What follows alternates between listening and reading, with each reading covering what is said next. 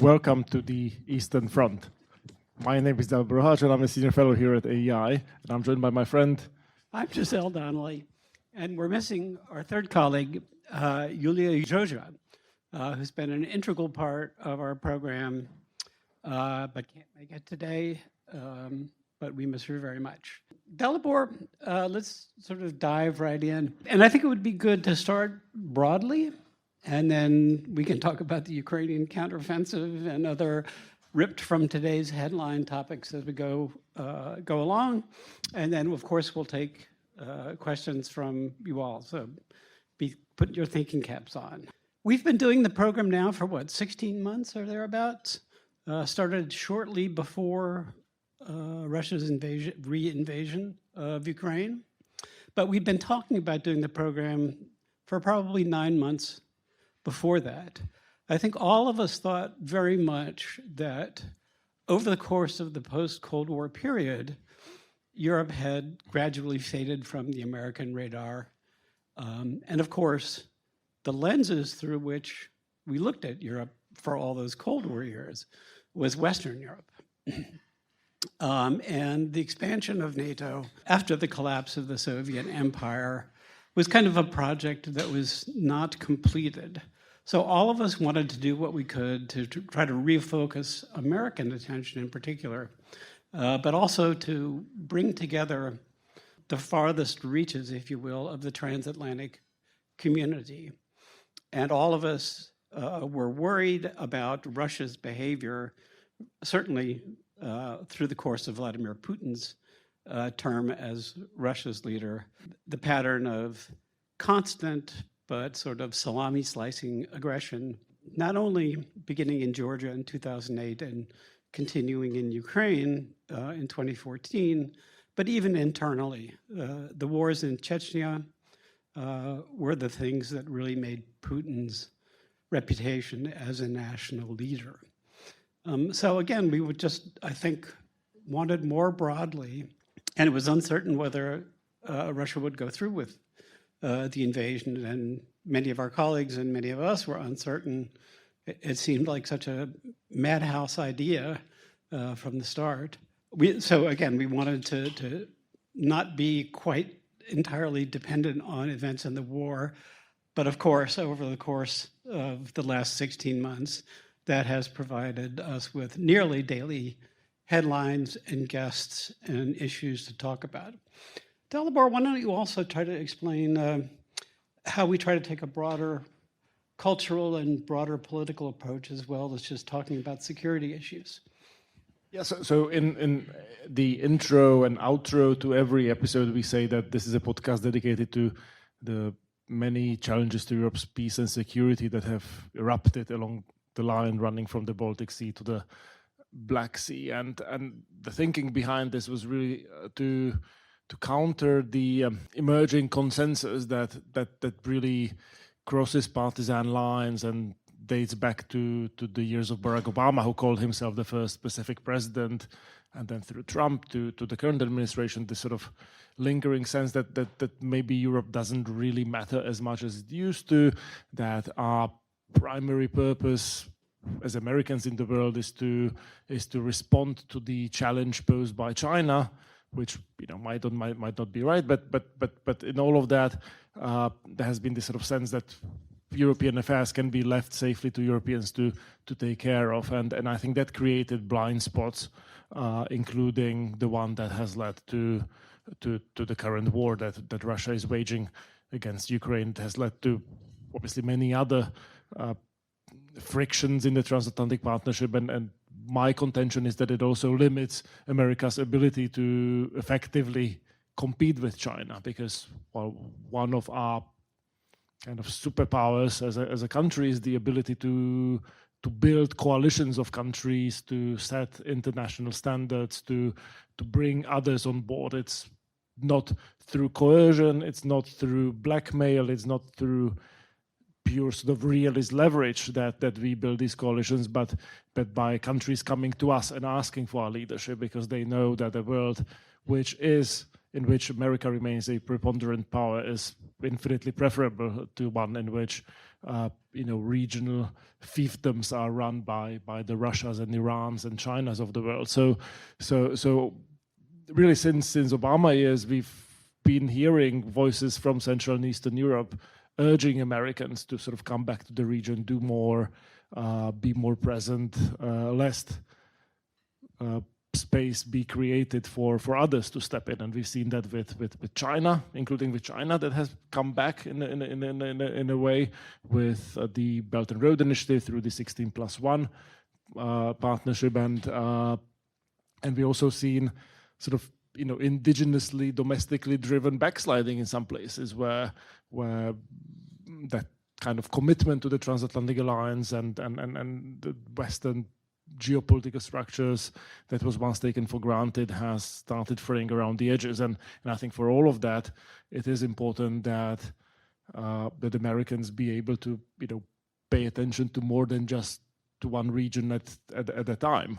I mean, that's part of being a global superpower. And then on top of that, now we have a real shooting war in Europe, something that seemed unthinkable until relatively recently. And I think the idea that we can just safely turn our backs on Europe and that it will have no repercussions for our ability to confront China down the line just strikes me as hopelessly naive. So that's kind of the broad thinking. We wanted to bring in interesting voices from Central and Eastern Europe.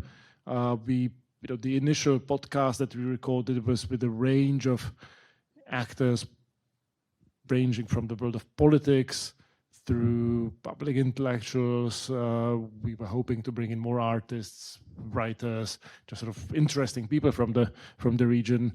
But we were sort of overtaken by events, and so this has been a Ukraine-heavy podcast for the past 13, 14 months. Still, even in the context of Ukraine, I think we've tried, even though we do sort of periodic reports from the battlefield and situational military situation updates, even as the war goes on, we've tried to reach out to other elements of Ukrainian society, because, again, thinking what an American audience, and we have a growing audience in Eastern Europe, but our primary audience is here in the States, particularly here in Washington. But for example, we did a program on everybody's favorite Christmas carol, The Carol of the Bells, and its Ukrainian origins, and covered the tour of a Ukrainian children's choir here around Christmas time that was very successful and very popular, but also to tell some sort of people stories. Sometimes we sort of yearn for having a video element to our podcast, in that when we're talking to somebody who's running their laptop off of battery power in a bomb shelter in Kyiv in the middle of the night, lit by a single candle, sometimes the picture is as evocative as their story. So we've tried to, and as Dalibor said, and I think we've had more success talking to people who are sort of not the leading politicians. We do have them from time to time, but they tend to be very careful, and have staff people hovering in the background lest they say something interesting and provocative, or even though we try to chivvy them out of their comfort zones. We did have a foreign minister after his second glass of wine, and it was fun. Yes, I think that's, I think all of us get a little bit more entertaining under those circumstances, but since a lot of our podcasts are early in the morning, our time, that's possibly not as wise an idea as it might seem. Dalibor, let's talk about some of the more immediate events. But before we get to the Ukrainian counteroffensive and the state of the battlefield per se, let's take at least one step back. Mm-hmm. You were recently at a thing called GlobeSec, which is the most important security conference for Eastern and Central Europe, sort of like a half step behind the long-running Munich Security Conference, which has been the focus of transatlantic dialogue for decades and decades. But it's interesting to see the emphasis that's shifting within Europe, I think away from the Franco-German orientation and kind of oddly away from an East-West orientation to a more North-South orientation. You know, if you think of the map of Eastern Europe, it's defined by the rivers that flow to the Black Sea. It's, I think, helpful to turn your usual lenses 90 degrees one way or the other to get a different perspective on things. And of course, we do have the NATO summit coming up in Vilnius, which emphasizes the importance of both the Baltic states and the new Nordic members of NATO. But why don't you give us a sense of what you heard in Prague at Globsec, or Bratislava. I'm sorry, I just insulted the Slovak. The worst. Close enough. I mean, yeah. Yes, your hometown Prague. I'm sorry.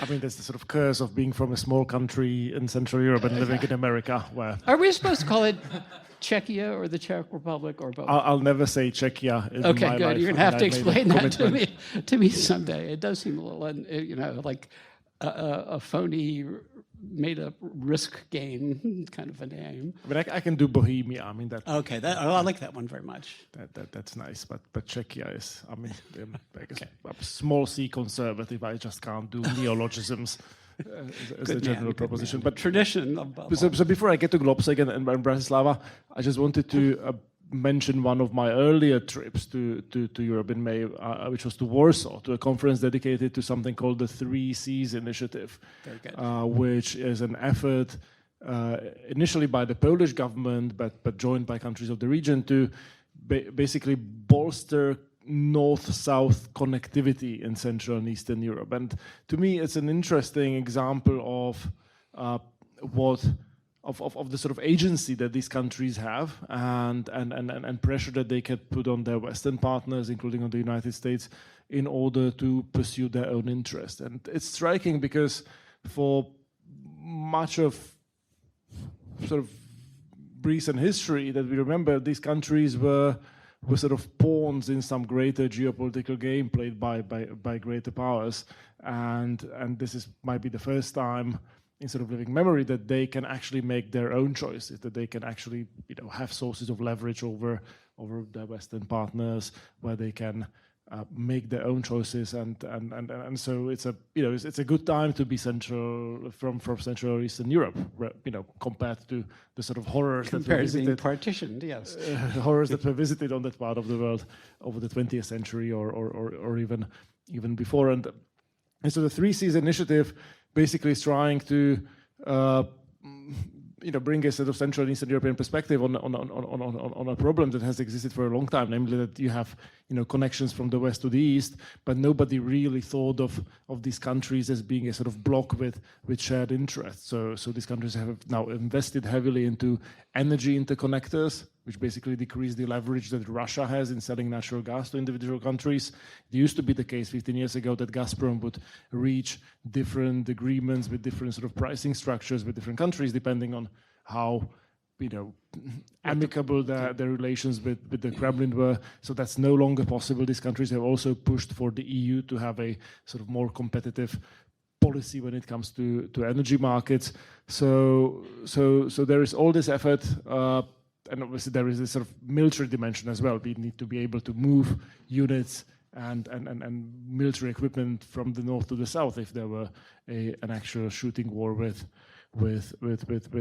Russia. And I think it's suddenly dawning on Western policymakers as well, and that's where I come to the Globsec conference in Bratislava, where I went to this panel where President Macron came and essentially made an effort to sort of reconnect with Central and Eastern Europeans in a way that was quite striking coming from a French president.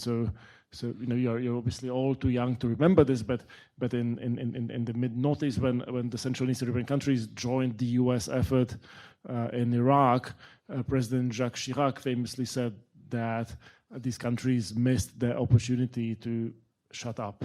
And so in fact, last week, President Macron came with basically an apology for that. He sort of I would call it an apology to her. Implicitly referenced that he said we should have listened more. You were right about many things, including Russia. And he also sort of suggested that going forward, the West needs to sort of step up to take the concerns of this part of the world seriously. I mean, the question is, what that means in sort of specific terms. We'll have the NATO summit coming up next month. Actually, this week I wrote I published two pieces that sort of look at what is the real challenge, in my view, of lying ahead for the alliance with regard to Ukraine, which is that from a Ukrainian perspective, it is very unlikely that Russia can win in Ukraine, but it is very possible that Russia will pose a continuous threat to the future of Ukraine, and that's why this war risks being a long one. I mean, Ukrainians, in order to sort of secure their territory, to remain safe, to prevent a Russian reinvasion in the future, I mean, they have very strong incentive to retake the entirety of their territory, particularly Crimea, which can serve easily as a launchpad for future attacks on Ukraine, for bombing campaigns and rocket launches, and also makes it very difficult to secure the sea lanes in the Black Sea for Ukrainian exports.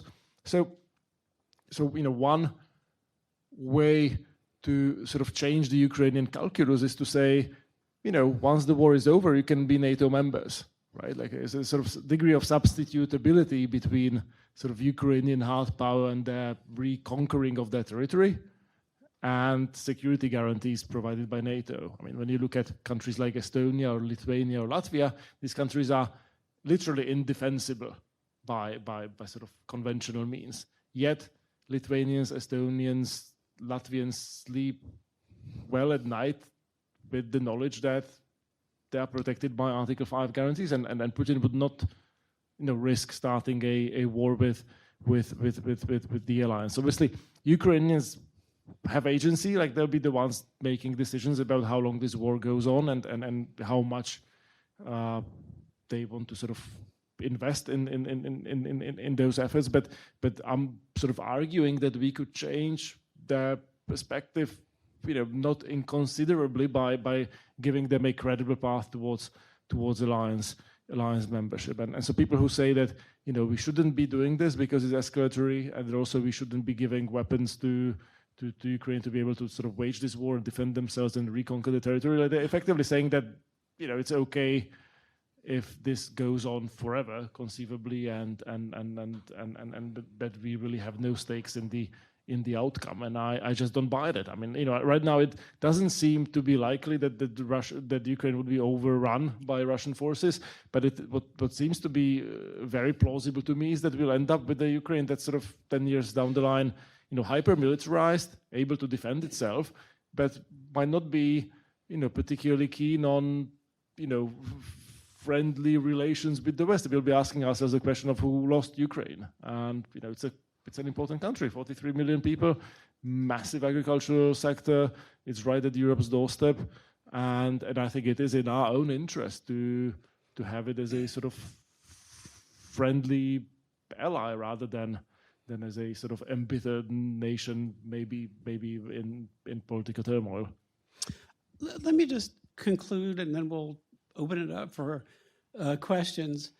Dalibor has hit on one of the things that's important to us in the podcast is not simply to say, how did we get where we are? And in fact, where are we? But where might we go? And where should we go?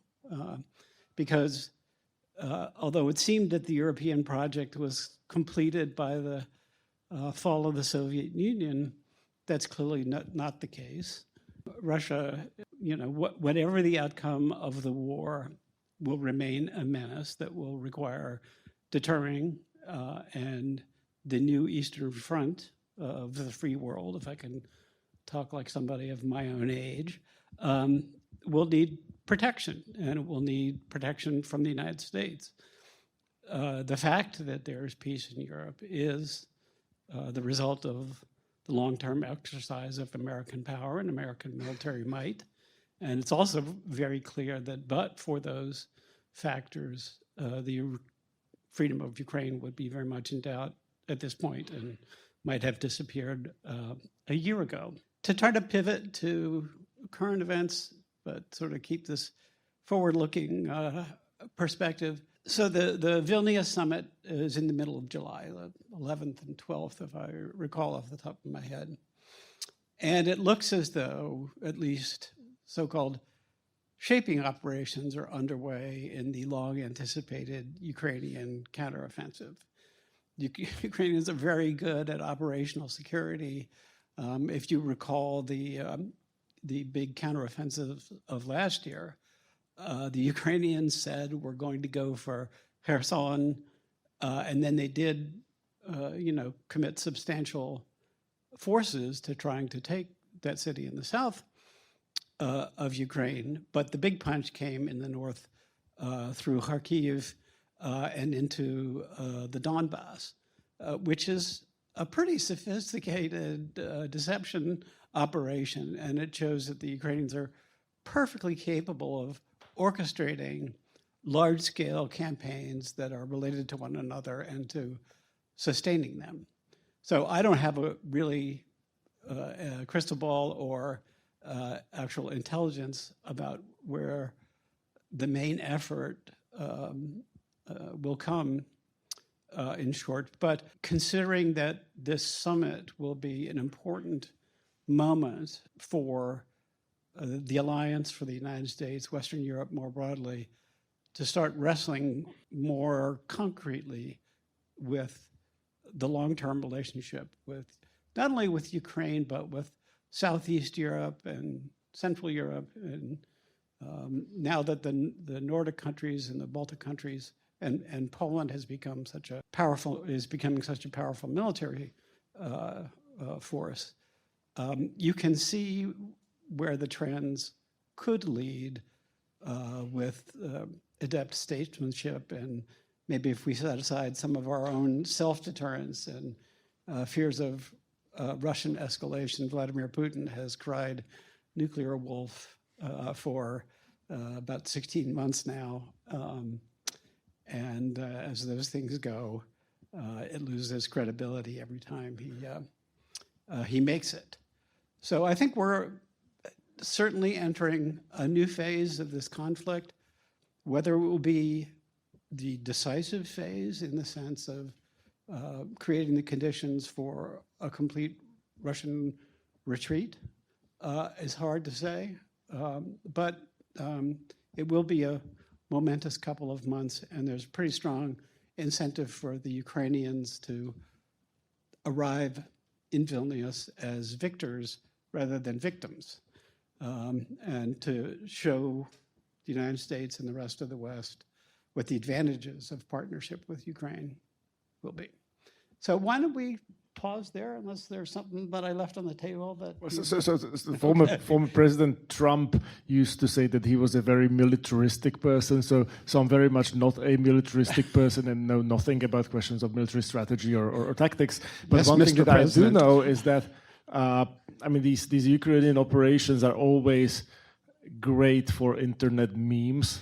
So since the beginning of the war, we've seen... I'm waiting for the tractors to come back. Splendid sort of genre emerge around NAFO and those kinds of things. But more recently, Russians claimed through a video that they destroyed a Ukrainian Leopard tank. And when you sort of zoom in the video, it looks like an actual combine harvester just sort of sitting in the field. So if you sort of Google that will, you'll get a kick out of that.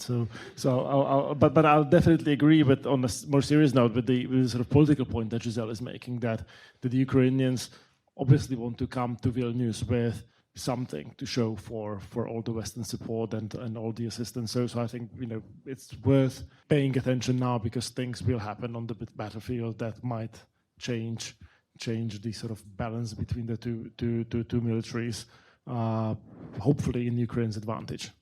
Okay, let's open it up. Good morning. Thank you very much for the talk. My name is Juan Turiel. I'm from Spain. I study in the University of Navarra.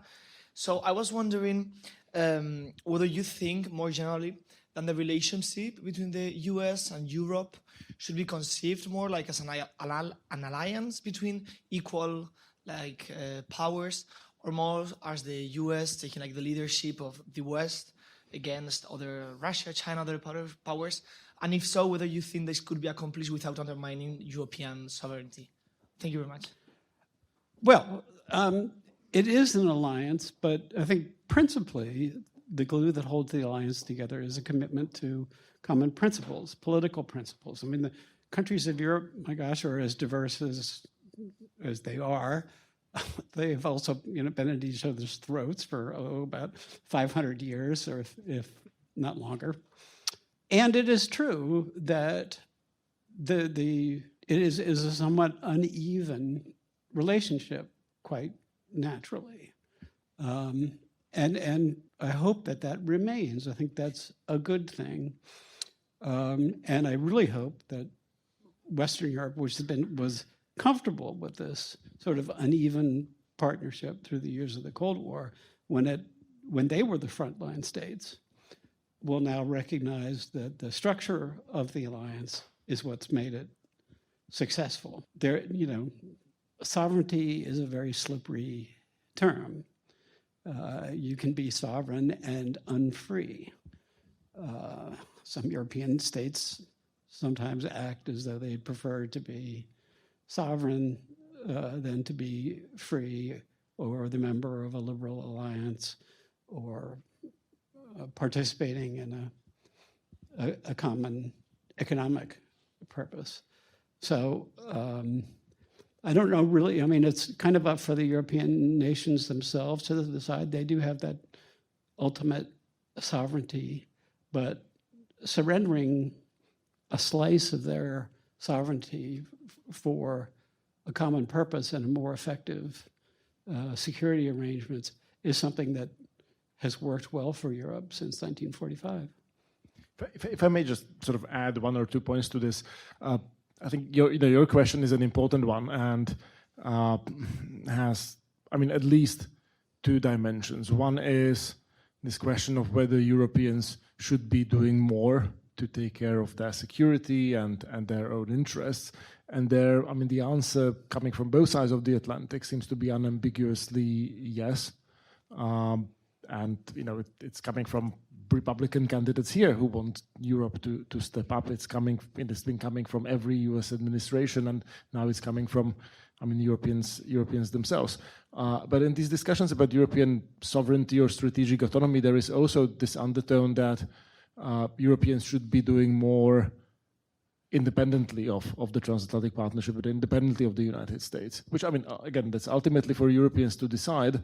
But I'll just say that when last week President Macron was in Bratislava, he made the case for exactly that by saying that we can't really rely as Europeans on decisions made by American voters. Who knows what will happen in the next presidential election? Maybe the US will indeed turn towards the Indo-Pacific, abandon Europe altogether.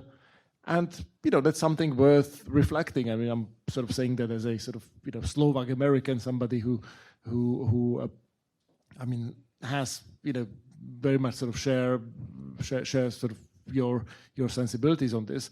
But if you are an Eastern European, it's as much of a concern to think about, what happens in the next French presidential election. And I'm not quite sure whether, as a sort of Slovak or Pole, one should be more comfortable, pooling one's sort of resources and one's security with a country like France or Spain or Italy, indeed, rather than with the United States, which indeed has demonstrated sort of willingness to help and maintains the presence and has a sort of significant sort of hard power to throw around. So ultimately, I don't think that we will arrive at a situation in which Europe and the United States will sort of look at each other as equal partners, simply because, Europe is not a federal state. And, whether you think that it is a good idea or not for the EU to sort of go down the path of further federalization, I don't think it's likely to result in a situation in which it would be a sort of federal state with with federal government and sort of hard power to deploy the way US hard power is deployed around the world. Hi, my name is Jaha. I'm from Ohio, but I study in Bulgaria, in southwestern Bulgaria. And so I want to ask a question that's kind of related to the previous one, but within internally Europe. And that especially concerns some of these border regions, like, for example, Bulgaria. They're often talked about as policy receivers rather than policy makers. And just as how you previously described the America and European relationship as being incredibly uneven, potentially for a good thing, internally within Europe too, it does often feel that way, especially in some of these Eastern countries. As you mentioned before, French President Jacques Chirac, said "shut up" at one of those conferences. For example, even recently, right, Bulgaria, Romania were rejected by, I think it was the Netherlands, from Schengen, because of security threats, so to speak. But that sort of isolation is often felt horribly. So my question is, do you think that within the context of America-Europe cooperation, there also needs to be internal European sort of reform to prevent some of these border states from taking the path of Poland or Hungary, which may backfire in the end? Thank you. Look, I would say yes, of course, but there's also an important role for bilateral and, US multilateral relations with regions of Europe, as well as at the sort of continent level as well.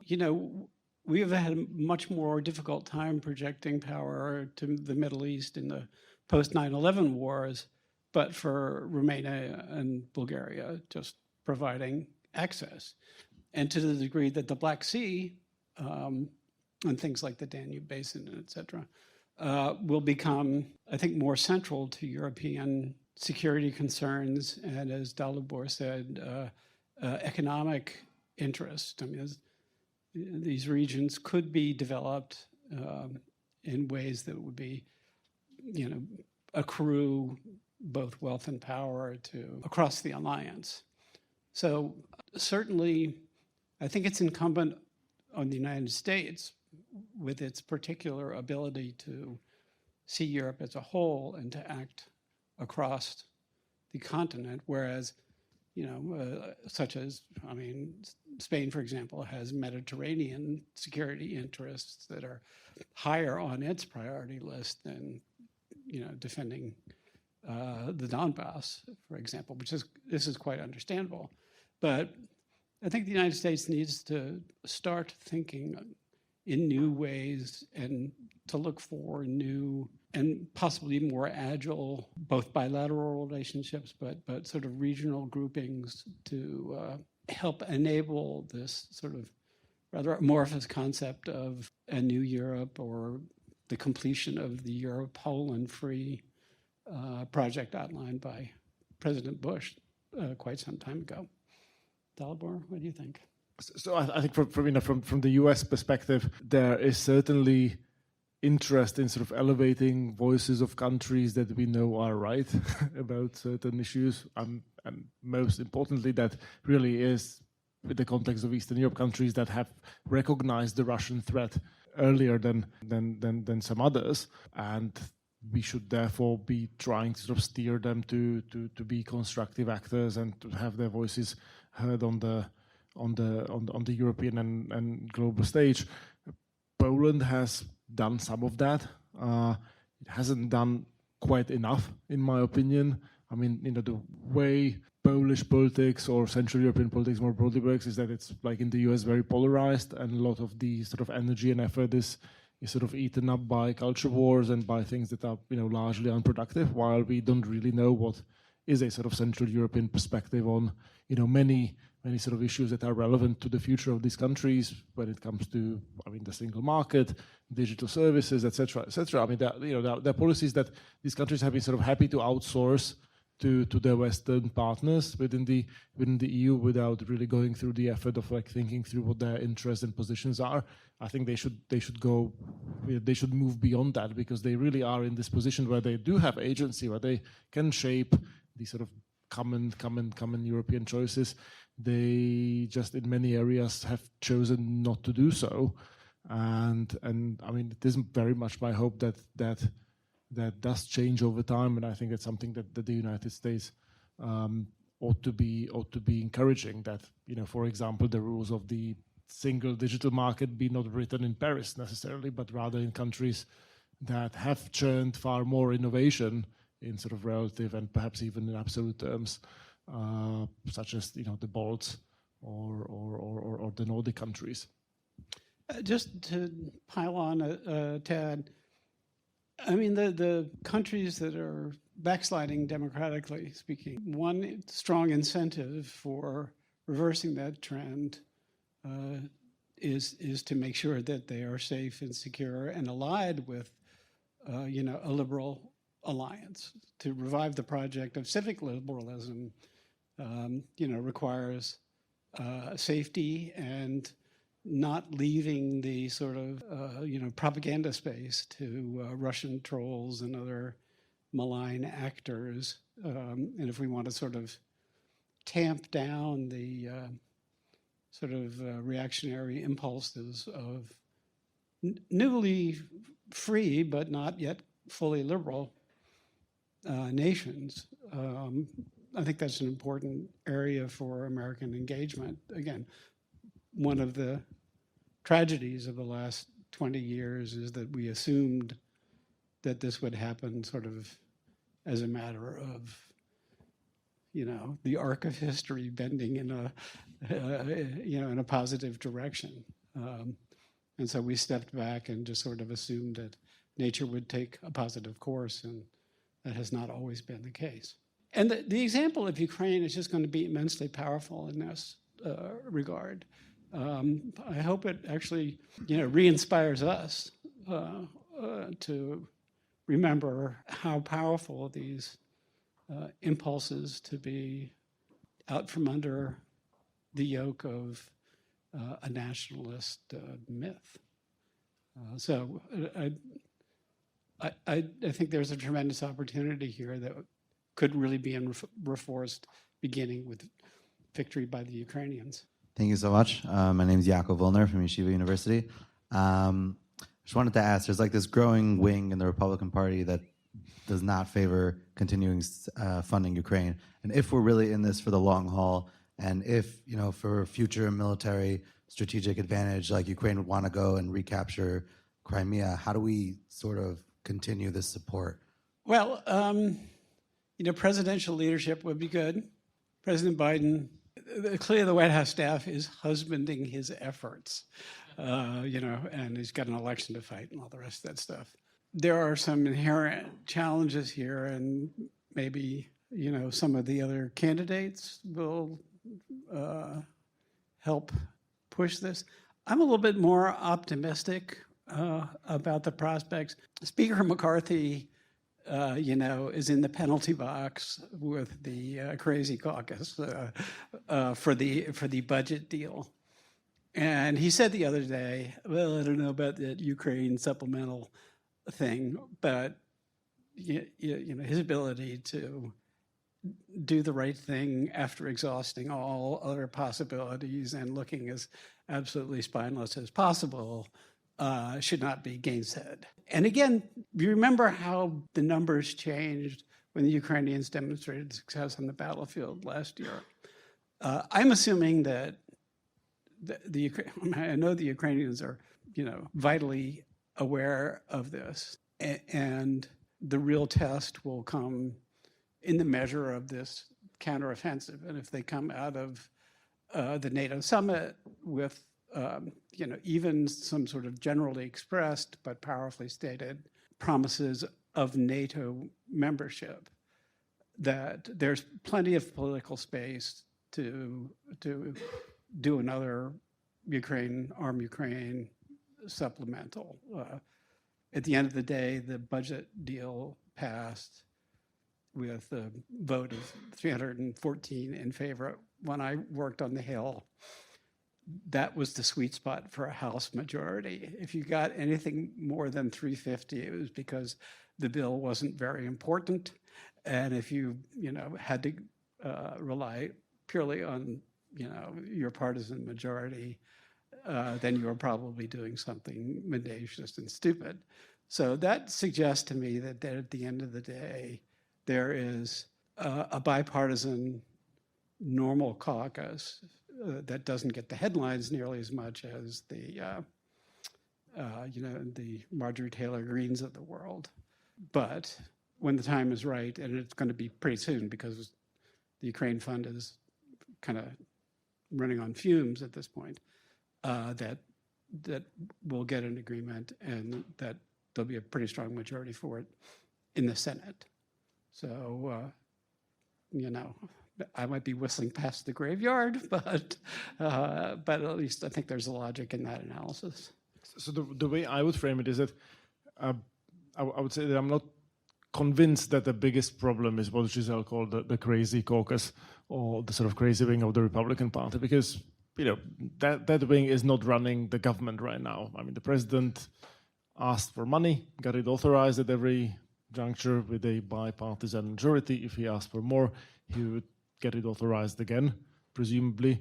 To me, the biggest problem is actual people within the administration who are trying to be too clever by half, trying to calibrate assistance in a sort of super intelligent way as to allow Ukrainians to defend themselves without angering Putin too much.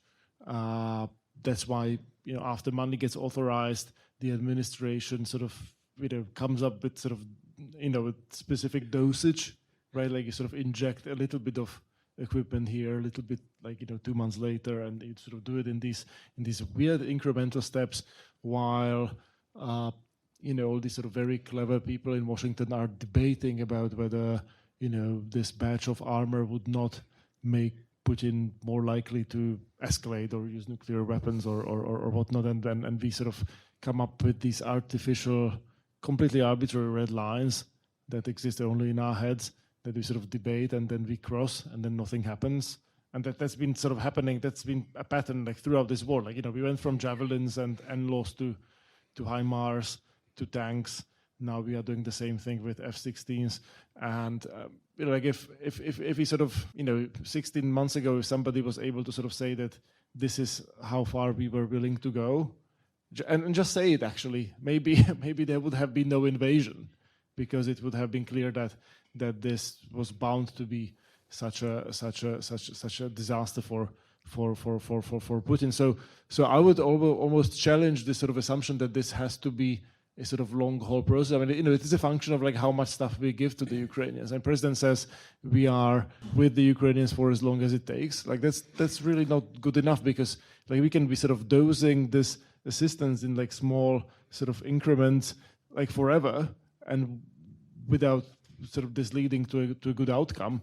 Whereas if we just were to be more generous, like maybe they could retake the south this summer, and then this question of Crimea would sort of come up in later negotiations. I do think that really sort of like the south is the most important sort of vector for the Ukrainians to go to, and the rest would be kind of a mopping up operation later on that could be achieved perhaps through military means, perhaps at the negotiating table. But we really have hindered the Ukraine's success by this sort of self-deterrence that this administration exercises. It's not the fault of congressional Republicans, whatever one may think of them. I don't want to channel my inner Donald Rumsfeld, because there is no inner Donald Rumsfeld, but you go to war with the president that you have, not the one you might like to have.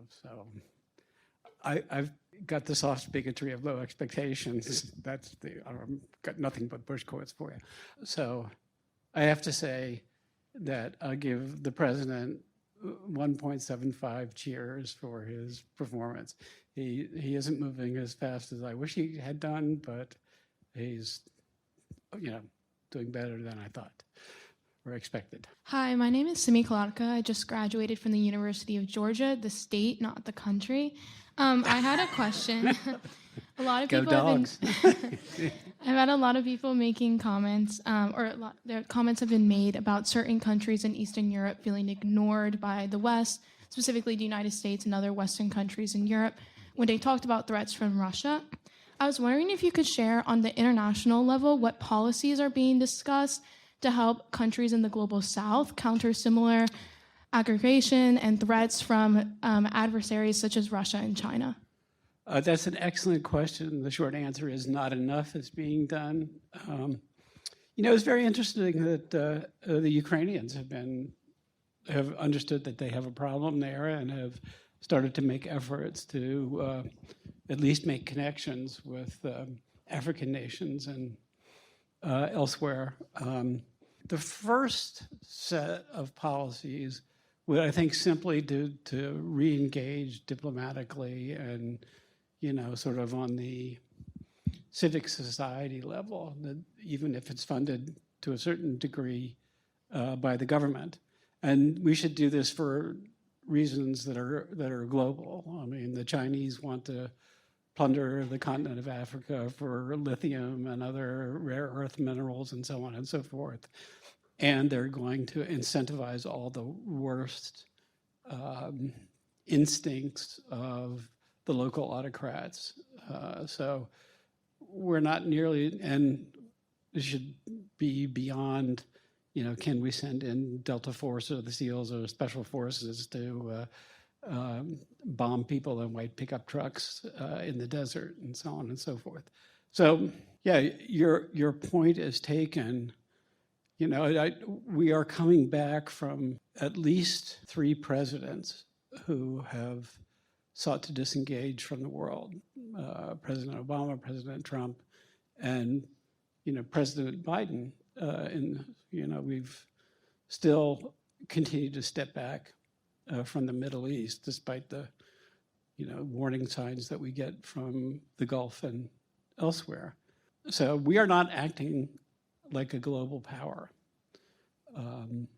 And that's going to be a problem. Like I say, it opens the door for malign actors, and it is going to reinforce the power of local autocrats and nationalists and, people who will try to divide their own societies in order to maintain their rule. That is certainly a moral tragedy, but it's also a geostrategic mistake of pretty substantial. It's not like this is going to be hugely expensive, and it sure beats the alternative of having to intervene militarily, either to rescue American citizens, which, as our military shrinks, is becoming more and more difficult to do. The Marines told the White House, I'm sorry, there's nothing we could really do about Sudan if you asked us to, so don't ask. Even though there were tens of thousands of American citizens who were potentially at risk. So I think the first thing to do is just to start paying attention and being willing to devote some resources to very traditional diplomatic engagement, militarily re-engaging. One of the best ways to get access is through the general staffs or the military professionals, such as they may be, even if they're complicit in inhumane acts.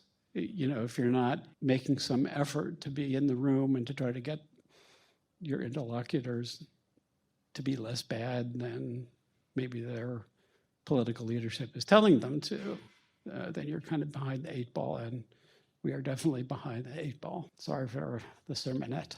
No, I think this is perhaps the most important question that our generation and your generation can be asking ourselves. When I was training to become an economist in 2006, 2008, questions of international development were left, right, front, center. Like it was on everybody's minds. Like you've seen this massive sort of economic growth in Africa. You had the Gleneagles Summit in Scotland, where global sort of G7 leaders made commitments to certain levels of sort of development assistance as part of public budgets. You had success stories, Central and Eastern Europe that they grew at sort of dramatic rates of economic growth. Places like Seychelles and some African countries really sort of, and the rise of obviously China and sort of Asian economies. And I think what happened with 2008 financial crisis and the subsequent decade was that much of the West, the sort of policy-making world in the West, has sort of turned inward. That people have simply lost interest in other parts of the world, and meanwhile, China has made headway in Latin America, in China, in Africa.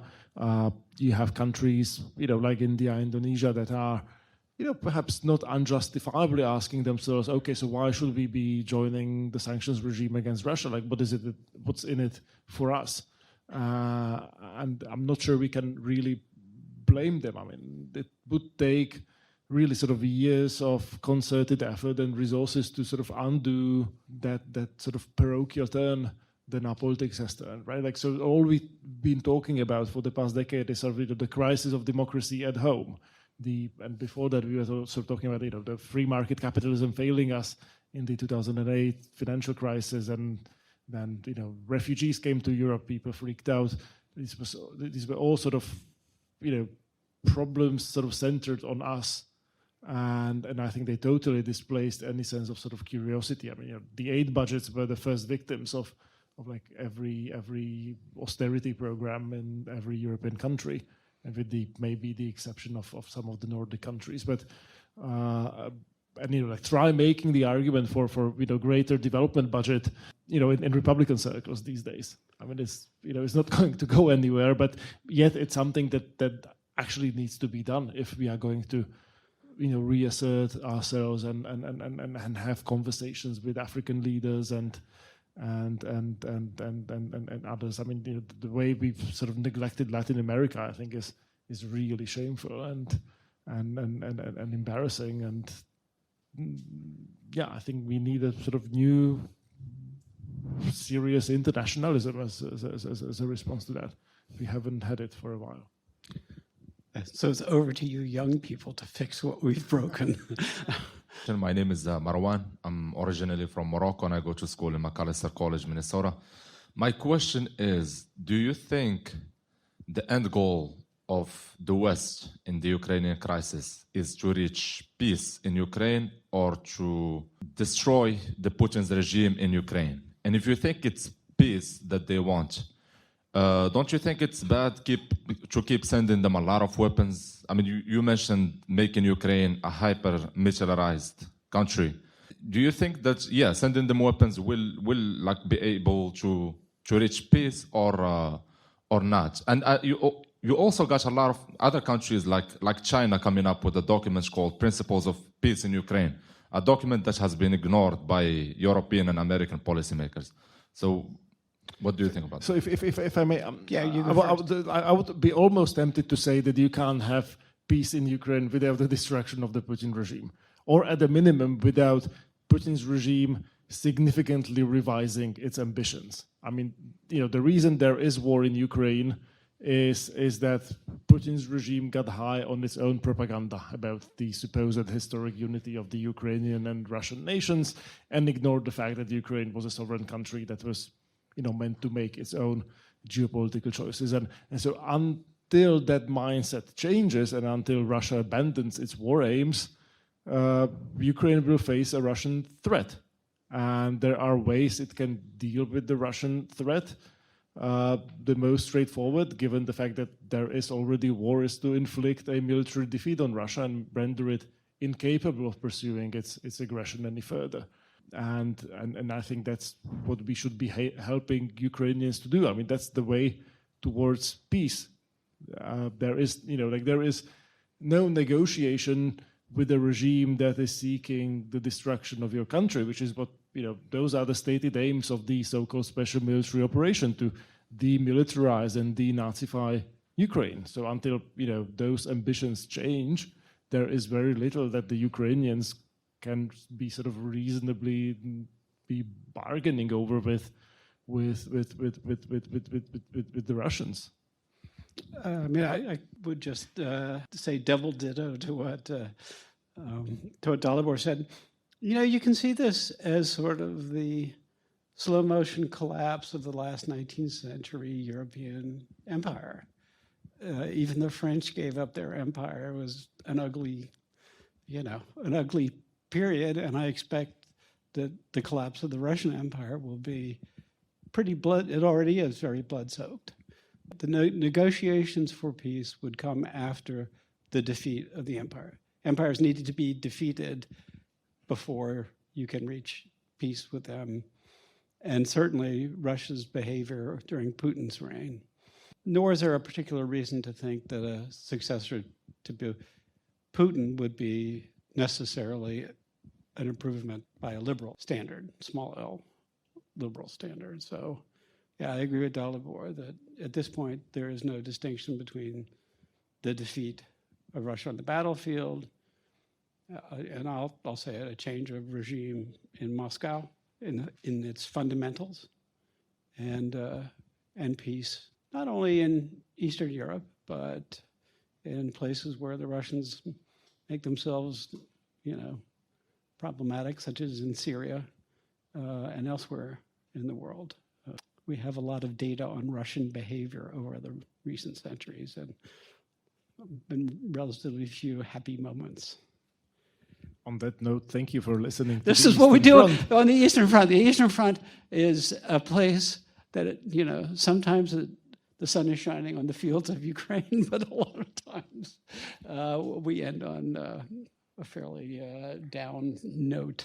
But you should definitely subscribe, rate and review. review. You can also sign up for our newsletter. Follow us on Spotify or using wherever the link which we'll podcasts. include in the show notes. That's right.